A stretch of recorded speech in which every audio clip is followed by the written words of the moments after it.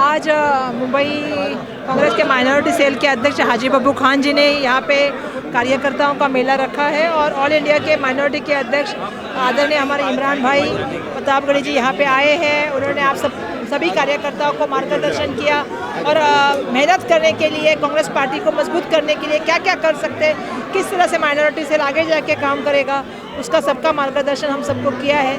कार्यकर्ता में आप इसे देख रहे हैं, जोश है। आने वाले दिनों में कांग्रेस और मजबूती से लड़ेगी और ज़मीन पे जाके और लोगों का काम करेगी। यही देखिए, वही हमें सबसे बड़ी बात है कि हमें मुत्तहिद होना पड़ेगा, एक साथ आना पड़ेगा और ज़मीन पे लड़ाई लड़नी पड़ेगी। ज़मीन पे लोगों के साथ जाके, लोगों के बीच में बैठ के बात करके हमें लोगों को बताना पड़ेगा, लोगों को इकट्ठा लाना होगा। बिल्कुल ये इलेक्शन ही नहीं, इलेक्शन तो आते हैं लेकिन कांग्रेस हमेशा लोगों के लिए काम करती है, तो ज़्यादा से ज़्यादा लोगों तक पहुँच के काम करेंगे तो ज़्यादा लोगों के सहयोग में आ जाएंगे। महाअघाड़ी को बीजेपी तोड़ना चाहती है, इसके लिए आप क्या ऐसा कदम उठाएंगे जिससे ये मजबूती बनी रहे? देखिए, ये तो हम सुनते सुनते 2 साल निकल गए कि तोड़ने वाली है। एमआईएम को भेज दिया गया है गठबंधन के लिए। मैं वही तो बोल रही हूँ ना कि ये तो तोड़ने की बात तो मैं 2 साल से सुन रही हूँ। एमआईएम के साथ तो आप सबको पता है, पिछले बार हमने कोशिश की थी, क्या हुआ था ये बताने की ज़रूरत नहीं है। और जिस तरह से आप उत्तर प्रदेश का भी रिजल्ट देख लीजिए, थोड़ा बहुत आप लोगों ने, मीडिया वालों ने भी एनालाइज करना चाहिए कि कितनी सीटें किस वजह से हार जाते हैं। तो कहीं ना कहीं हमें अगर सीटें जीतनी है और हमें अगर हम चाहते हैं कि धर्मनिरपेक्षता बची रहे इस देश में विकास का काम हो, इस देश में कांग्रेस वापस आए, तो हमको ज़मीन पे जाके काम करना पड़ेगा। और जो महाविकास आघाड़ी की बात आप कर रहे हैं, जिसको आप बार बार कह रहे हैं, तो कोशिशें तो हमेशा आपको पता है जारी है, चाहे वो सेंट्रल एजेंसी के माध्यम से हो या बातों से हो, वो तो कोशिश हमेशा जारी रहती है। लेकिन महाविकास आघाड़ी की सरकार रहेगी और आने वाले दिनों में अच्छा काम करेगी। भाई, माइनॉरिटी डिपार्टमेंट जो है कांग्रेस का, यह हमेशा सशक्त रहा है। इमरान प्रतापगढ़ी साहब की जब माइनॉरिटी चेयरमैन करके वहाँ नियुक्ति हुई, उसके बाद तुरंत इलेक्शन का दौर चला तो वो मुंबई नहीं आ पाए। पहली दफ़ा मुंबई में आए हैं, तो ये जाहिर बनता है कि जिस ढंग से कार्यकर्ताओं में आप उत्साह देख रहे हैं, जो कार्यकर्ताओं का हुजूम आपने देखा है, जाहिर है कि वो एक अपने आप में कलाकार तो है ही है, पर अपने आप में एक बहुत अच्छा लड़ाकू इंसान है। और हमें खुशी है इस बात की, जो आज माइनॉरिटी डिपार्टमेंट के ज़रिए काम जो हो रहा है, या ये जो आज जलसा हो रहा है जिसको आपने भी देखा है, तो मैं बहुत बहुत बधाई देता हूँ बब्बू खान और उसके सारी टीम को, मुंबई की सारी टीम को, और अहमद खान साहब जो मुंबई के प्रभारी है, महाराष्ट्र के प्रभारी है, उन दोनों को मैं बहुत बहुत मुबारकबाद देता हूँ। और आपने ये कहा कि इसकी ज़रूरत क्या है, ऐसा है कि आज जो हालात देश में हैं और जिस तरह से माइनॉरिटी को प्रताड़ित किया जाता रहा है, माइनॉरिटी को एक टारगेट किया जा रहा है, और ये अपने इसमें है, सत्ता के नशे में है कि कोई इसका सवाल नहीं पूछेगा। कांग्रेस सवाल पूछेगी, इसके पहले भी पूछा है, अभी भी पूछेगी और आगे भी पूछेगी, क्योंकि हमारा फर्ज बनता है। हमने ये नहीं देखा कि आजू बाजू में कौन है, माइनॉरिटी है, मेजॉरिटी है। हमने ये ज़रूर देखा, क्योंकि डॉक्टर बाबा साहब अम्बेडकर का संविधान हमें इजाज़त नहीं देता, हमें वो यही सिखाता है, इंसान है, इंसान की तरह उसके अपने मसले हैं, मसाइल है, उसको हम लोग जस्टिफाई करने की, उसको हम ये करने की कोशिश कर रहे हैं, जितने भी मसाइल है उसको छुड़ाने की और उसमें न्याय देने का हम काम कर रहे हैं। तो ये ज़रूरत है, वक्त का तकाजा भी है, पहले से है, कोई आज की नई बात नहीं है। माइनॉरिटी सेल के अभी नहीं बना, सालों से हैं और ये बहुत अच्छा काम करते हैं। नहीं, आप लोग, मेरे समझ में एक नहीं आता, आप लोग ऐसा परसेप्शन क्यों तैयार करते हैं?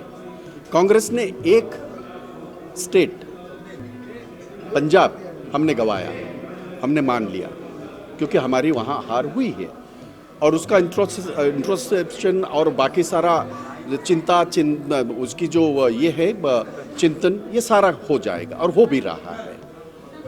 उत्तर प्रदेश में तो उनकी सरकार थी सर, गोवा में भी तो हुआ है ना, गोवा में भी उनकी सरकार थी, लेकिन वहाँ आपकी तादाद ज़्यादा थी। नहीं, ये ऐसा पिछली बार था, इस बार नहीं था। देखिए, पैसे के आधार पे सत्ता के नशे में चूर होके लोगों को खरीद करके गोवा जैसे छोटे राज्यों में पिछली बार जो हुआ इस बार वही हुआ है। और मैं ये बड़ी जिम्मेदारी के साथ कह रहा हूँ आपको, ये मैंने पहले भी कहा था, ये सारा खेल ईवीएम का है। ये मैं आज नहीं कह रहा हूँ, सालों से मैं कहते आया हूँ। और जब हमारी सरकार थी तब भी मैंने यही कहा था कि हम लोग बैलेट पेपर पे आ जाए, क्योंकि आपके हाथ में जो मोबाइल है आप 6 महीने में बदली करते हो, टेक्नोलॉजी बदली हो जाती है। ईवीएम 30 साल से चल रहा है, वही ईवीएम वही सब कुछ, और किस तरह से सारा हो रहा है। और चलो मान लीजिएगा कि मोदी जी का नाम बहुत ही ज़्यादा देश में चल रहा है, या मोदी जी की बहुत ये पॉपुलैरिटी बढ़ी है, मान लिया 1 मिनट के लिए। चलो आपको हम आह्वान करते हैं, आपको हम चैलेंज करते हैं, बैलेट पेपर पे आ जाओ, सारे इलेक्शन बैलेट पेपर पे करो, और दूध का दूध पानी का पानी। सवाल ये है कि उस वक्त की जो टेक्नोलॉजी थी, ये जाहिर है कि जिन्होंने इस टेक्नोलॉजी का इन्वेंशन किया था, जिन्होंने ये टेक्नोलॉजी लाई थी, खास करके जर्मन, उन्होंने इसको बैन कर दिया, सारे फ्रांस ने बैन कर दिया, सारे लोगों ने। अमेरिका तो इतना बड़ा विशाल देश बैलेट पे आ गया और बैलेट पे सब चलता है। तो हमारे दौरान भी मैंने, जब मुझे पूछा जाता था, मैंने तभी भी कहा था, आज भी मैं वहीं पे उसी मुद्दे पे कायम हूँ, कौन सी भी ऐसी दुनिया की इलेक्ट्रॉनिक चीज़ उसको टैंपर किया जा सकता है, उसको किसी भी प्रकार से उसको हैक किया जा सकता है, जैसे ईवीएम में हो रहा है। नहीं, वो उसके बारे में मैं कुछ टीका टिप्पणी करूँगा, मुझे ये नहीं ही देगा, शोभा नहीं देगा। लेकिन इस तरह की आज़ादी मेरे कांग्रेस पार्टी में है, अपनी बात कोई भी अपनी बात रख सकता है। आप उसे G23 कहिए, G50 कहिए या G10 कहिए, जो कहना है कहिए, लेकिन ये आज़ादी और किसी भी पार्टी में नहीं है। यही खासियत है हमारे कॉन्स्टिट्यूशन की, यही खासियत है कांग्रेस की, जो हमारा संविधान है उसकी। अपनी बात कोई रख सकता है, हो सकता है तरीके अलग अलग हो, पर मैं इस बात से बिल्कुल ये हूँ। आज की नहीं, बहुत समय की ज़रूरत है कि महंगाई जिस तरह से बढ़ रही है, लोगों की जेब की लूट हो रही है। पिछले 8 वर्षों में 26 लाख करोड़ रुपया नरेंद्र मोदी की सरकार ने पेट्रोल, डीजल और एलपीजी गैस से कमाया है। जनता को ये बताना ज़रूरी है, इसलिए ये विषय, और जनता की जेब से पैसे जा रहे हैं। सर, माइनॉरिटी की बात करें तो बंगाल के अंदर भी अभी जो है 8 से 10 लोगों को जिंदा जला दिया गया, उस पर भी हिंदू मुस्लिम की राजनीति की जा रही है, उसको क्यों नहीं आपने उठाया? उसको बिल्कुल कांग्रेस पार्टी ने उठाया। अधीर रंजन चौधरी वहाँ पर गए हैं। अधीर रंजन चौधरी ने 355 के तहत एक्शन मांगा। ये कार्यक्रम हमारे इमरान प्रतापगढ़ी जी हैं, जो ऑल इंडिया के माइनॉरिटी के अध्यक्ष बने हैं, तो मुंबई का माइनॉरिटी डिपार्टमेंट ने ये कार्यक्रम किया है। बस कांग्रेस के विचारों को लोगों तक पहुंचाना, ये हमारा उद्देश्य है। सर, आज के इस कार्यक्रम की खास बात कुछ बताइए, कुछ स्पेशल जो आज कार्यकर्ताओं को की जो है वो एक प्रोग्राम लिया गया और एक ड्राइव ली गई, जिसमें कार्यकर्ताओं को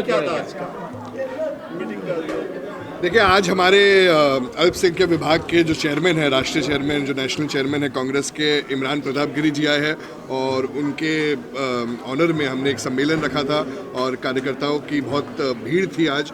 और हमने बात की डिजिटल मेंबरशिप के बारे में, जो अभी अपने आखिरी पार पर है, आखिरी फेज़ पे ऊपर है, और मुंबई में अच्छे मेंबरशिप हुई है, और उसी सिलसिले में हम अलग अलग कार्यक्रम में अभी भी जा रहे हैं। और उत्साह है कार्यकर्ताओं में आने वाले चुनाव के लेकर। और जैसे अनेक वक्ताओं ने कहा कि हम अकेले लड़ने के लिए ताकतवर है, और आखिर में डिसीजन तो हाईकमांड लेगी, मगर कार्यकर्ताओं में ऊर्जा है कि वो अकेले लड़े कॉरपोरेशन में और अच्छे तरीके से प्रदर्शन करें। देखिए, राज्यों के जो निर्णय आए हैं वो हमारे फेवर में नहीं आए हैं, मगर हमें और भी सतर्क होना है, और भी ज़्यादा मेहनत करनी है, और लोगों तक पहुंचना है, और उनको बताना है कि कांग्रेस पार्टी की, पूरे देश को कांग्रेस पार्टी की क्यों ज़रूरत है। आज जो कांग्रेस पार्टी ने संपत्तियाँ बनाई हैं देश के लिए, वो सुबह उठकर भारतीय जनता पार्टी बेचते जा रही है। तो ये पार्टी को, ये देश को, ये कांग्रेस पार्टी ने क्या क्या किया है, ये हमें बताना लोगों को बहुत ज़रूरी है। लेकिन सर, कहा कि बैलेट पर आना चाहिए, क्योंकि इलेक्ट्रॉनिक्स में कहीं ना कहीं धांधलीबाजी होती है। सर, आप क्या कहना चाहेंगे इस बारे में? जी, बैलेट पेपर ईवीएम का जो है, नहीं, मुझे लगता है अगर बैलेट पेपर में, ईवीएम में अगर कुछ नहीं है तो बैलेट पेपर में आने में क्या हर्ज है। अमेरिका जैसा शहर लार्जेस्ट और बड़ा डेमोक्रेसी वो बैलेट पेपर में आ चुका है। सर अगर चुनाव की बात करें तो बीजेपी के पास बहुत सारे चेहरे हैं लेकिन कांग्रेस के पास कोई चेहरा नहीं है, उसके लिए आप क्या कहोगे? ऐसा आपको लगता है? सबसे बड़ा चेहरा हमारा राहुल गांधी जी है, प्रियंका गांधी जी है, सोनिया गांधी मैडम है। देश में अगर कुछ होता है, देश में अगर कुछ अन्याय होता है तो अगर पहले कोई उधर पहुंचता है तो वो कांग्रेस पार्टी का सिपाही होता है।